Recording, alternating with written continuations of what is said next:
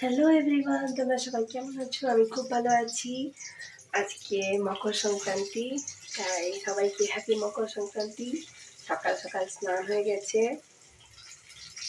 এমনিতে পুরুলিয়াতে তো এটা একটা উৎসবই বলতে পারেন।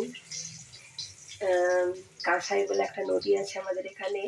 ওই নদীতে টুসুর গান হয়, বাচ্চারা যায়। এই বছর এখানে যাওয়াটা হচ্ছে না, নেক্সট ইয়ার নিশ্চয়ই যাব।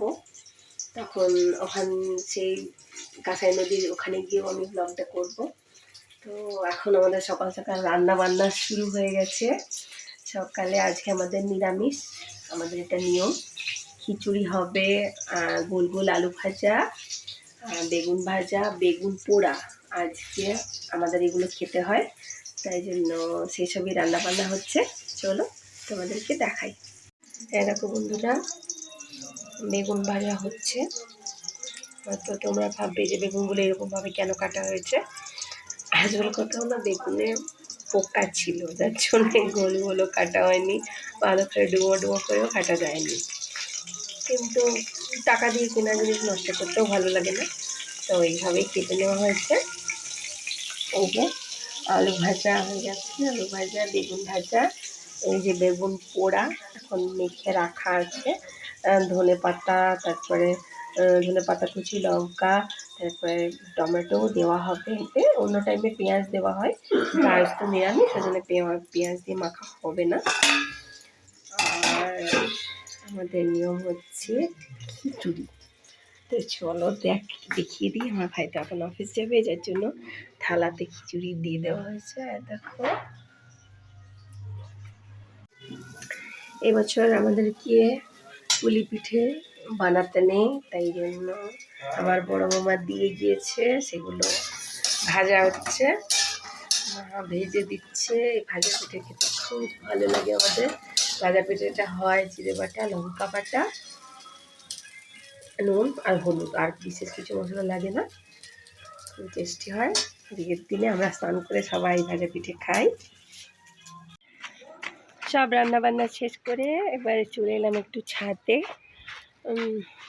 আর এত ঠান্ডা লাগছে, যদিও মকর সংক্রান্তির সময় ঠান্ডা থাকেই, ঠান্ডা থাকাও ভালো। তো যাই হোক, এতক্ষণে টাইম হলো একটু খাওয়া। এতক্ষণ তো খাওয়ার সময়ও হয়নি। মা অনেকক্ষণ থেকে বলছে খেয়ে নে খেয়ে নে, কিন্তু যতক্ষণ না কাজগুলো কমপ্লিট হয় ততক্ষণ খেতে ভালো লাগে না। তো মাও এই খেতে বসলো নিচে, আর আমি ছাদে চলে এলাম। সেই তোমাদের তো বললামই যে পিঠে ভাজা খেতে খুব ভালো লাগে আজকের দিনে। তো সেই পিঠে ভাজা নিয়ে চলে এসেছি, দাঁড়া তোমাদেরকে দেখাচ্ছি। এই দেখো পিঠে ভাজা, আমার কয়েকটা এর মধ্যে খাওয়া হয়ে গেছে, যদিও চাতে উঠতে উঠতে লাড্ডু টাড্ডু সব খেয়ে নিয়েছি। আজ কয়েকটাই বাকি আছে, মানে আর এত খিদে পেয়েছিল আর থাকতে পারছিলাম না, সেই জন্য। আজকের দিনে পুরুলিয়াতে আপনাদেরকে তো বললামই যে পুরুলিয়াতে কাঁসাই নদীতে খুব ভালো মেলা হয় আর কি। ছোটো থেকেই গিয়েছি ওখানে, তো এখন আর প্রতি বছর যাওয়া হয় না, কিন্তু নেক্সট ইয়ার নিশ্চয়ই যাব। আর তোমাদের সবাইকে আমি দেখাবো কাঁসাই নদীর আমাদের উৎসব টুসু, যেটা হয় অনেক গান বলা হয়, মানে একদম পুরোপুরি পুরুলিয়ার ভাষা। তোমরা অনেকেই জানো যে পুরুলিয়ার ভাষা নিয়ে অনেক গান আছে, অনেক কমেডিও হয়, পুরুলিয়ার ভাষা নিয়ে অনেক কথাই হয়, ঠিক আছে। তো টুসু গানটা হচ্ছে মানে আমাদের আঞ্চলিক গান, যেটা সেরকম একটা। তো খুবই ভালো লাগে। আসলে সবাই হয়তো মানেগুলো বুঝতে পারে না, কিন্তু যারা বোঝার চেষ্টা করে আশা করি বুঝতে পারবে। ভাষাটা একটু অন্যরকম, কিন্তু ভালো লাগে বেশ, কারণ নিজের নিজের জায়গার কিছু বিশেষত্ব থাকে, সেরকম আমাদের পুরুলিয়ার এটা একটা উৎসব, ঠিক আছে। আর এখানে টুসু গান হবেই আজকের দিনে। তো সবাই চৌডোল বলে একটা জিনিস থাকে, মানে কি বলবো,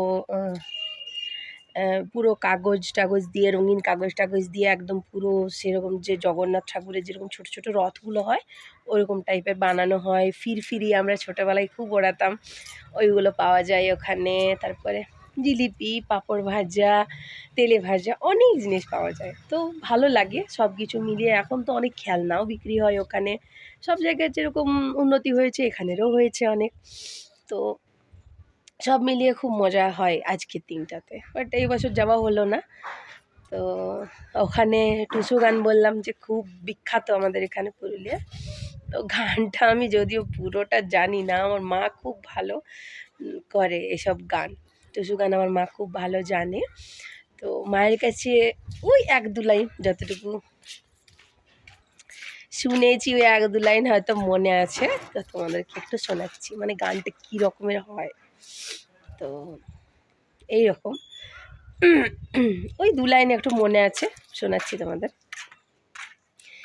এত বড় পৌষ পরবে রাখলি মা শ্বশুর ঘরে, এত বড় পৌষ পরবে রাখলি মা শ্বশুর ঘরে, বল মায় আমার মন কেমন করে, যেমন শোল মাছে উফাল মারে, বল মায় আমার মন কেমন করে। মানে গানগুলো একদম মানে মন ছুঁয়ে যাওয়ার মতো। যদি কেউ একটুও বুঝতে পারবে যে কোনো মেয়ে তার একদম পুরোপুরি মনের কথা বলছে। তো সব মিলিয়ে মকর সংক্রান্তি ভালোই কাটছে, আর আমি চাই সকলের প্রতি বছর খুব ভালো কাটুক আজকের দিনটা। আর সবাই খুব ভালো থেকো, সুস্থ থেকো, আর খুব আনন্দে থেকো। এই যে আমার ছেলে এমনিতে খুব ভালো, কিন্তু খুব দুষ্টু আর চঞ্চলও।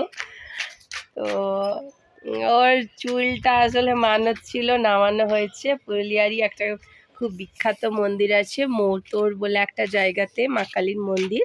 ইউটিউবে সার্চ করলে আপনারা নিশ্চয়ই পেয়ে যাবেন। ওখানেই মানে খুবই জাগ্রত। তো ওখানে গিয়ে ওর চুলটা দেওয়া হয়েছে, ওখানে মানত ছিল, পুজো দিয়ে এই এক দু মাস আগেই আমি দিয়ে এসেছি সবাই মিলে। তো ঠিক আছে, পরে সবাই ভালো থেকো, আজকের দিনটা খুব ভালো কাটাও, সবাই এনজয় করো। রাখছি তাহলে আজকের ব্লগটা এতটাই। বাই।